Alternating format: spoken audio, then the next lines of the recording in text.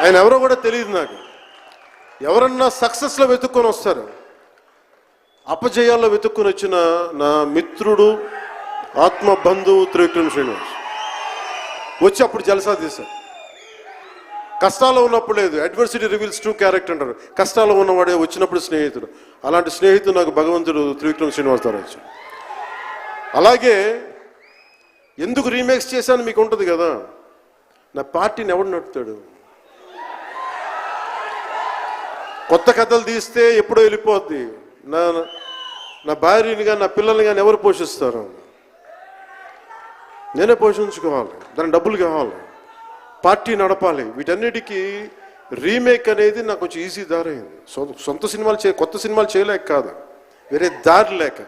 నాకు దేశం పిచ్చి, సమాజ బాధ్యత పిచ్చి, సినిమా మీద ఉన్న కరెక్టే. నేనంటే మీకు పిచ్చి. అలాంటి నేను ఒక మంచి సినిమా రావాలని కోరుకుంటే అది ఏఎం రత్నం గారి ద్వారా వచ్చింది. కోరుకున్నాడు ఆయన, నీతోటి ఒక బలమైన సినిమా తీయాలని. ఏదో ఆయన కూడా ముందు రీమేక్ వచ్చారు, అవి అటు ఇటు తిరిగి యాక్చువల్గా క్రిష్ గారి వల్ల ఈ సినిమా వచ్చింది. ముందు జాగర్లమూడి క్రిష్ గారికి మనందరం ముందుగా కరతాళ ధ్వనుల ద్వారా చాలా బలంగా తెలియజేయాలి.